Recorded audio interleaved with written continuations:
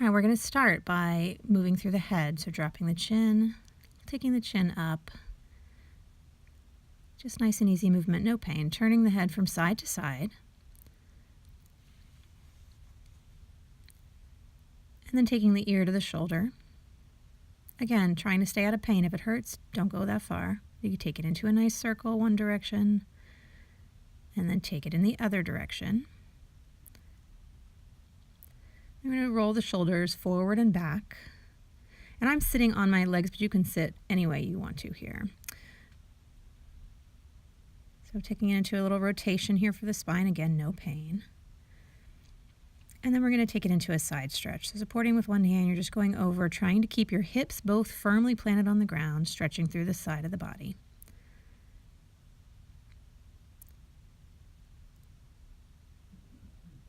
And then taking the spine into a nice circle. You're supporting this by having your hands on your knees. Again, no pain, okay? Only what feels good.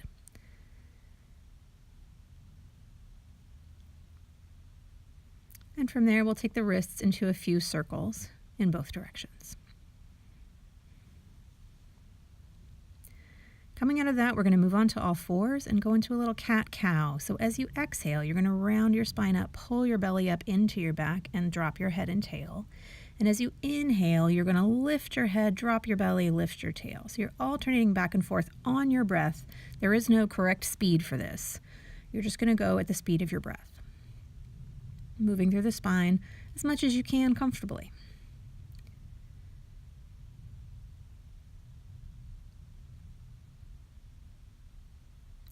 From there, we're going to start to move into a partial bird dog. So you're going to come back to all fours and find a neutral, and then take one leg back at a time. Just taking the leg back, barely lifting it off the floor. No points for height here. So we're trying to keep everything through the torso exactly the same. And then we're going to move into an arm reach as well. So reaching one arm out to the front. Again, trying to keep everything exactly the same through the torso. And then we're going to take it into a plank. So you have some options here. You can go on your knees as I demonstrate first. You can go on your feet. You can also be down on your elbows as well. But whatever you're doing, you want a little tuck of the tail. You want to think about pulling the hip bones up towards your rib cage so your belly stays nice and tight, no arching. And then you're going to drop it back into child's pose, which you can support with pillows or anything like that that makes it more comfortable.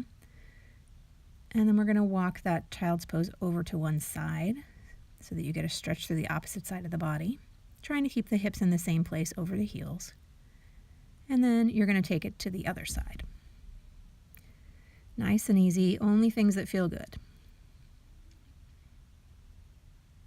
And then you're going to take it onto your back for glute bridges. So you're going to have your heels fairly close to your body, and you're going to press the hips up, squeeze the glutes. Make sure you're staying in a neutral position so you're not arching the back to get the glutes lifted. You don't have to go very high here. And I want to think almost about being in a plank from your knees to your shoulders. So lifting up, squeezing the glutes. You can put your hands on your butt to make sure those muscles are contracting. And then bringing the hips down, we're going to go to a leg lift. So we're just going to pull one leg at a time up into tabletop,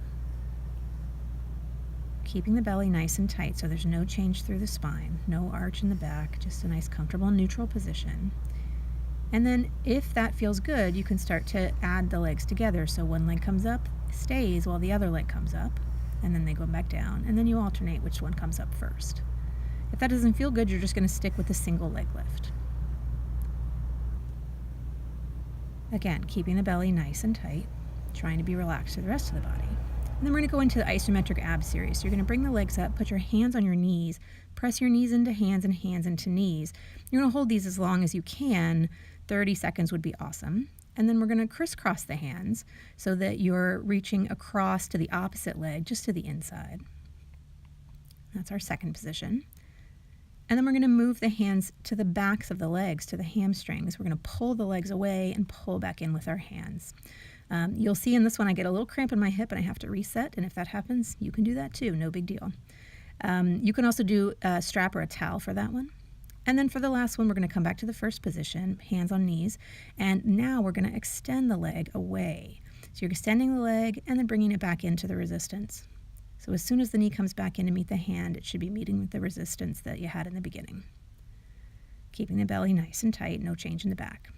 And then we'll finish up with a squat. So any kind of supported squat, I'm showing you with the foam roller here, but you could use your kitchen counter, you could use a wall. You have lots of options here, and only go as deep as feels comfortable.